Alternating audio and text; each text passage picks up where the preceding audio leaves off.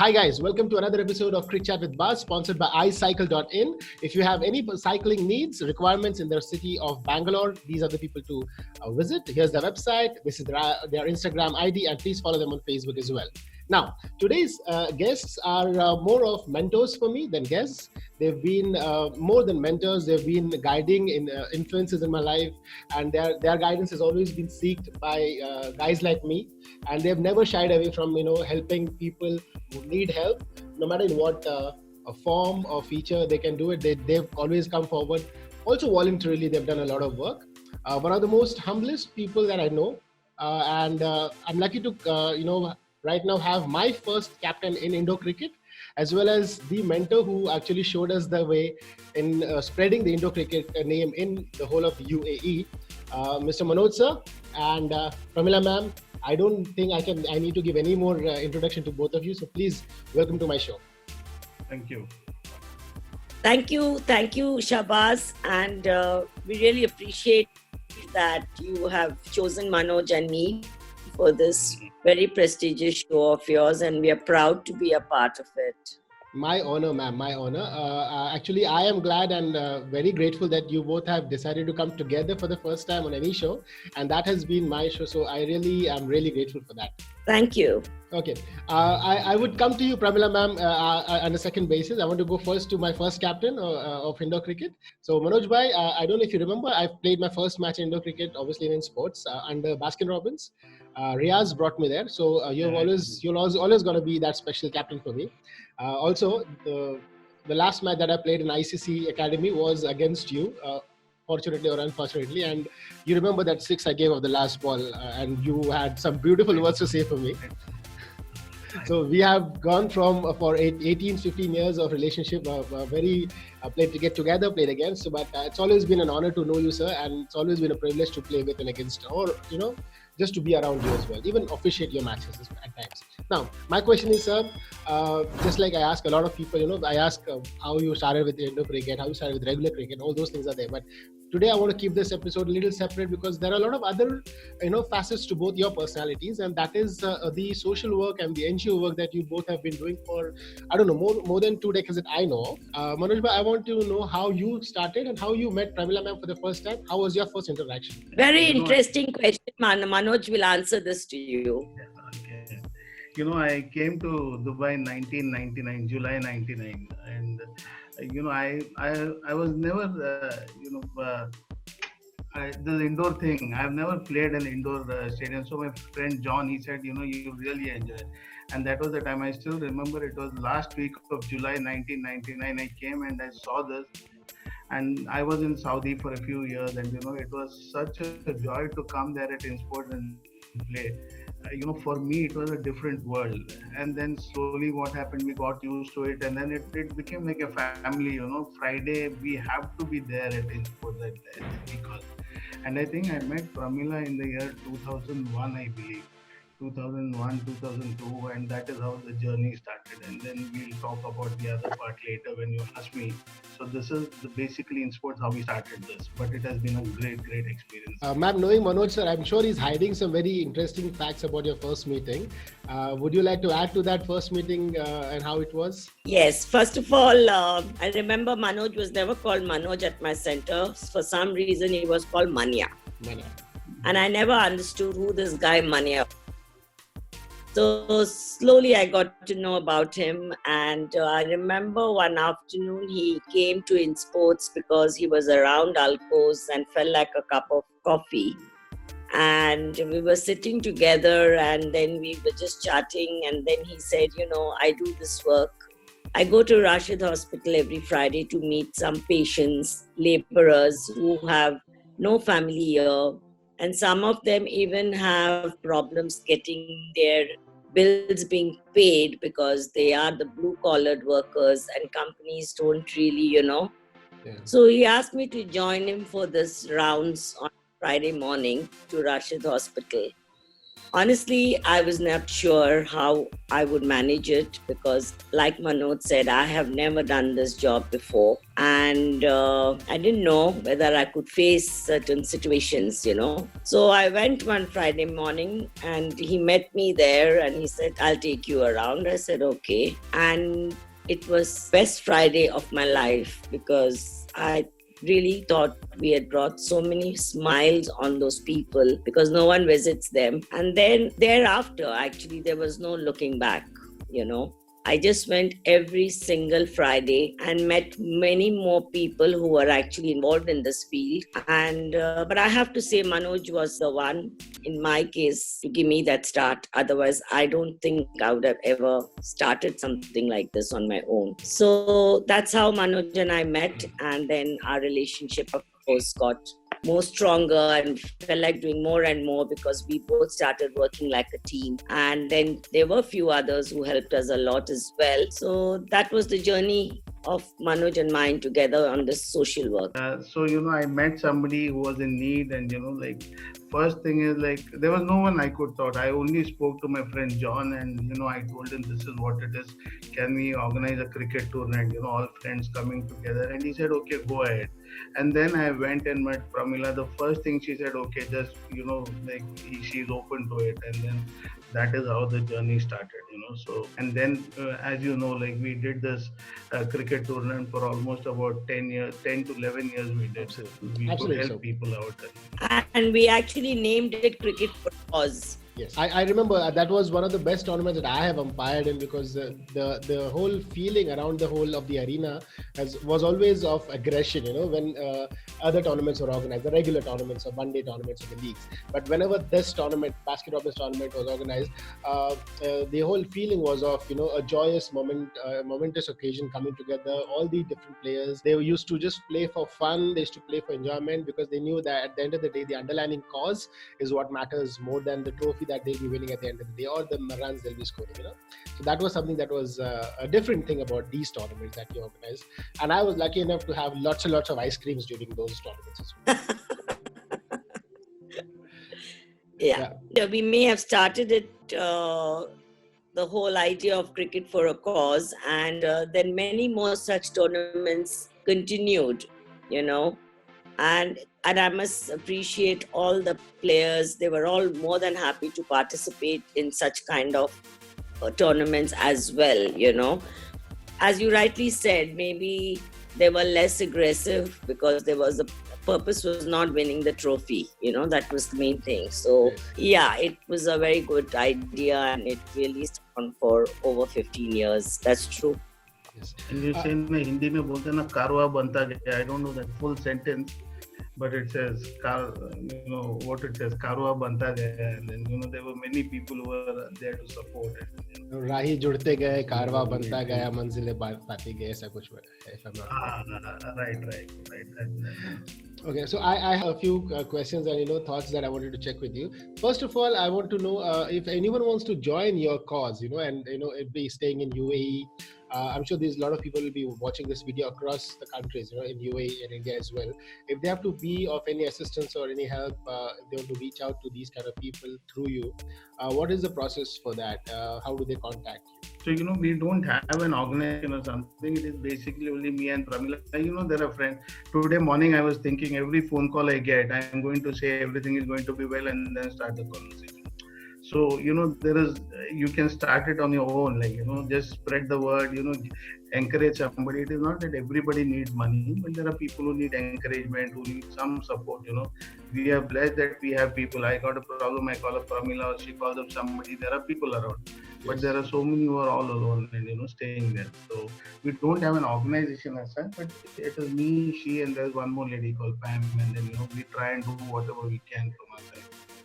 Okay. Prameela ma'am, I want to check with you. There are these instances when you have actually helped. There are these people who were willing to go back to their countries, but due to some of the other reasons, they were stuck in as an illegal status because they had overstayed. There are a lot of these kind of cases that you've helped. So tell us more about that, ma'am. What kind of cases you've come across over the years? Yeah, in those kind of cases, there are certain legalities also involved. And we try to meet the company person, the PRO or the HR or the owner, and try to sort out the problem amicably. There's some cases you really can't help because they probably have done something that we cannot really say it's okay and forgive because it's the company involved.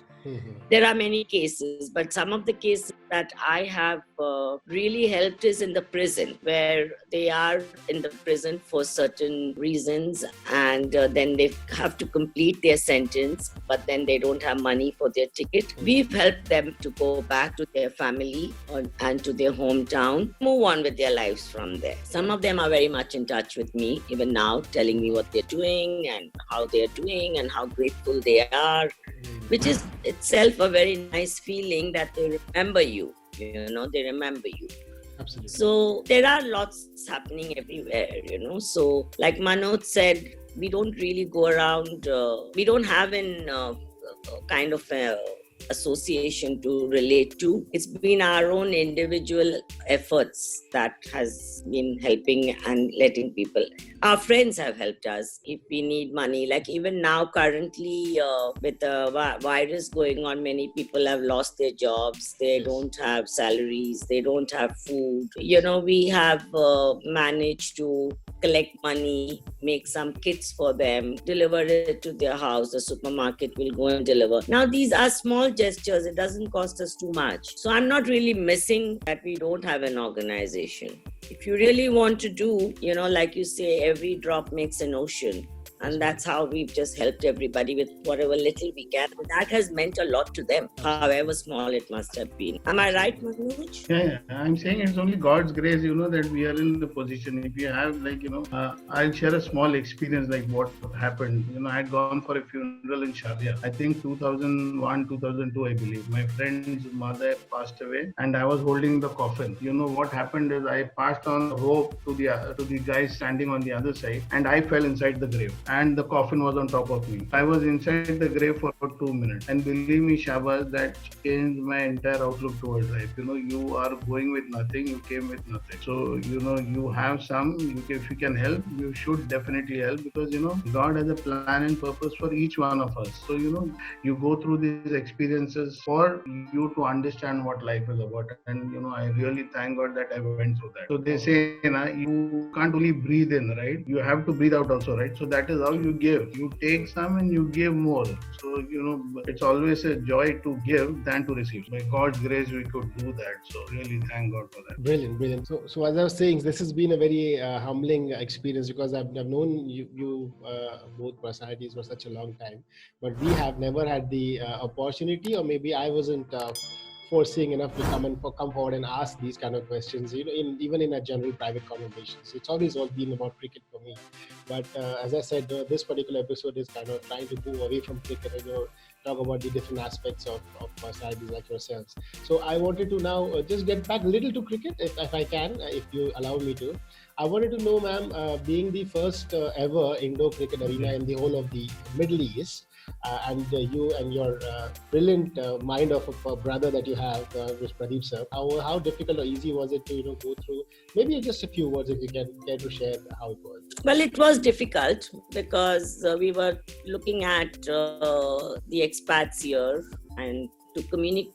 Expats who are only heard and used to outdoor cricket. So it was a big thing to break that ice that cricket can be played indoors as well. And it's very popular in the Western countries, but even though it was popular there, not that we knew much about it, and we initially thought of the concept here only because of the summertime, really speaking, and the non-availability of too many open grounds, So we thought people can come here and play it. So educating them was the first step. How do you play it? Then creating an excitement about it was the second step. And the final step, of course, would be like initiating it in terms of good pricing. Right. If you don't have these three factors in place, I think it would have been very difficult to really motivate people to come and play, Absolutely. So took us a while. I think it took us about a year to really spread the idea. But then after it took off, I think there was no summer or winter. It didn't matter. No, it didn't. It just was another game.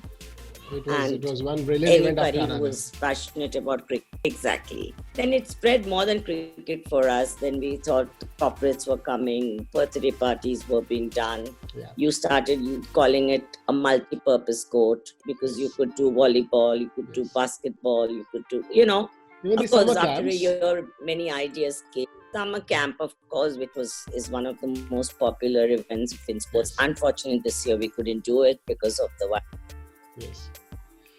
Yeah, so that's how the story of Insportz was. But I must say one thing, ma'am. very good for us. I must definitely say one thing here is that, we talk about trailblazers, in every field.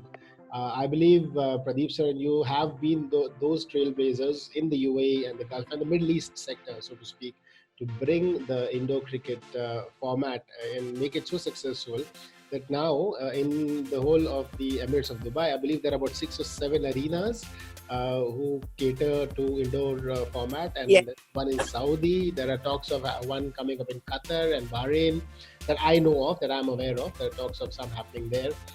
Then obviously the biggest one in India the first one in India came up. Obviously, Tahir sir, who he has been with you for such a long time, from the conception of Insportz to Accelerate now, obviously. It's been a great journey. Now that I look back, and I see all of you have been part of it. Even Manoj sir has been part of it from the beginning. I was a little late to the party, but I like to think of myself as definitely as much as I can promote, as a promoter of indoor cricket as much as I can. So that's what I like to believe. Now I want to come to Manoj bhai. Manoj bhai, this outdoor cricket and indoor cricket are very different game that I know of. But and I've always seen you play indoor cricket, sir. Would you like to tell us more about your maybe difficulties, or we call it similarities, between outdoor and indoor cricket that you find on your personal level? See, we started playing outdoor. You know how it is here. There are about in a team there are about 12, 13 in a team, but there are only 3 or 4 who has this cricket ka keeda jo bolta hai na. So these guys have to do everything, coordinate, call up people, pick them, drop them. I'm talking about 1999, where So then basically after about 3-4 years, and then when we started playing indoor also we used to play, then we thought indoor is much better than outdoor. Basically it saves your time and it's really fun. You get to meet a lot of people, and it's like a picnic, what you say. Not exactly. We used to fight and during that game, but then when you come out you are all friends, and it's such a great thing. I just share it. You can have birthday parties there. I just tell you about last year, 2019, I think. I had taken about 50 children from an orphanage in Bangalore to Accelerate. And, they really helped me. So I just want to thank them also. So these are the advantages what you have with indoor stadium. You can take people. There are so many people who can't afford to go to an indoor stadium. So by God's grace, if you can help somebody, take them out. It makes a lot of difference in their lives. End of the day, what I'm saying is, when you go from this world, you have to give back something to society. People should say, "Arey, bande ne kuch to karke gaya."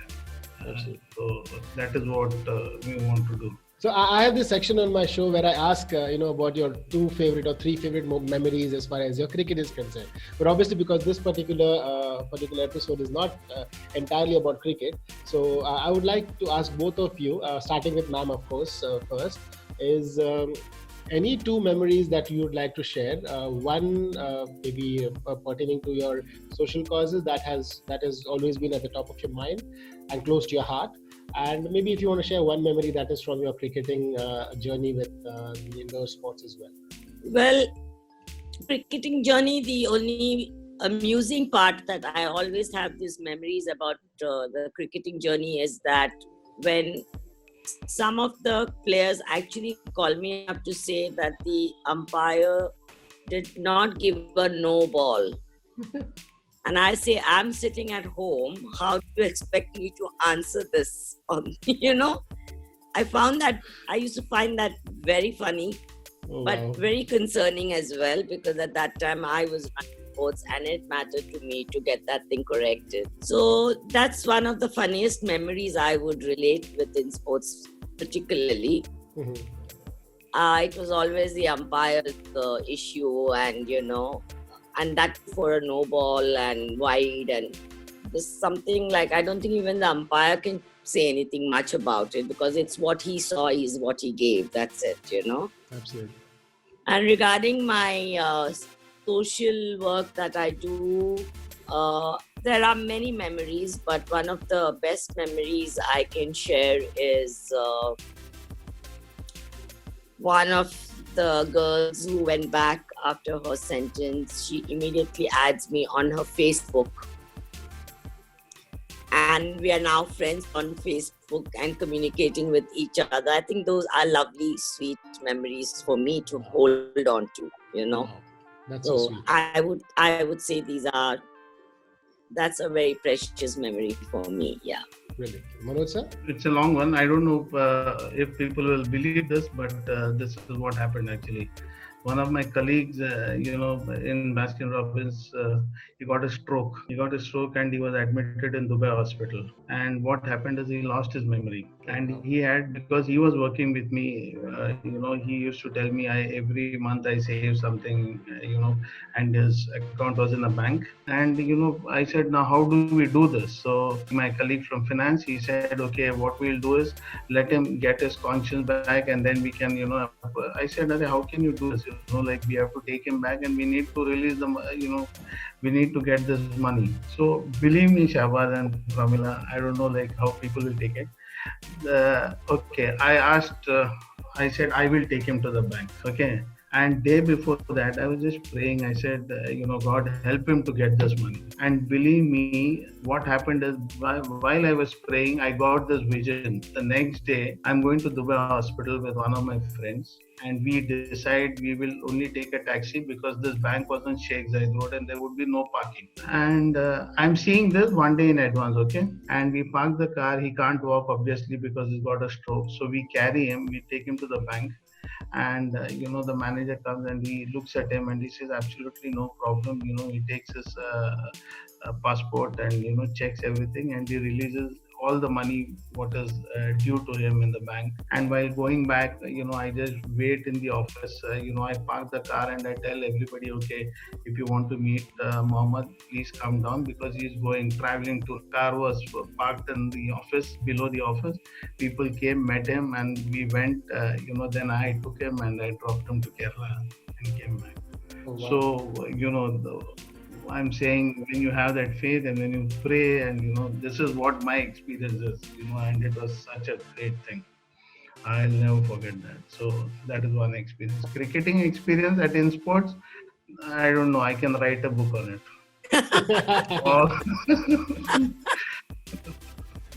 If you were to choose your first chapter, what would it be in that book? First chapter, Insportz, 1999, we had a fight with, Prameela, what was his name, who's in Australia now? Dominic. And he is Dominic, he couldn't speak Hindi, and we were all like Bombay Ka Tapuri, and he used to really get mad on Friday. He said, most you all don't come, please. But we had a lot of fun, lots and lots of fun. Oh, so, wow. I can't pick one, but there are so many of them. Great. There are funny moments. Absolutely. Yeah. I want to ask you, I would rather ask you so many questions, but, I think I've taken enough of your time right now. So I just want to end the, show with just one thought, sir and ma'am, is that I have had the complete honor of having so many different people coming and talking to me about their cricket, about their journey, which is what this show is all about, when I started this doing now. But right now, when I spoke to you both, it was a very nice experience, because we've spoken about how your journey has helped someone else's life get a restart at times as well. And that, I believe, is the biggest takeaway for me from this particular chat. So thank you so much for sharing all those wonderful experiences, and also, frankly speaking, for doing what you are doing for so many years without any promotion or propagation of the word, but doing it silently, and that is what matters. So thank you so much for giving me your time, and I really am so grateful to you both. Thank you, Shabaz, for having us. Yes, thank you so much, Baaz. Thank you so much. Right. Before we part ways, I just wanted to know if you have any closing thoughts that you would like to share with me regarding the show, or any feedback for me, please. I'm saying through this show, you can really make a difference, and spread love, peace, and joy. There are too many other things to worry about in this world, but if you can do that, spread love, peace, and joy, I think nothing better than that. So let's do that. Thank you so much, sir. Totally agreed. Yeah. Thank you so much. Even through cricket, you can spread that love, peace, and joy. Yes, so in the next interview, Shabaz, we would like to hear more about love, peace, and joy. Absolutely. So I'll keep that in mind. I'll definitely keep that in mind. Thank you so much for your time. I hope you have a very good evening and a brilliant life ahead as well. Thank you so much. Thank you, Baaz. I hope it went off well for you. Absolutely. Yeah. Always a pleasure to sit and talk with both of you. Thank you so much.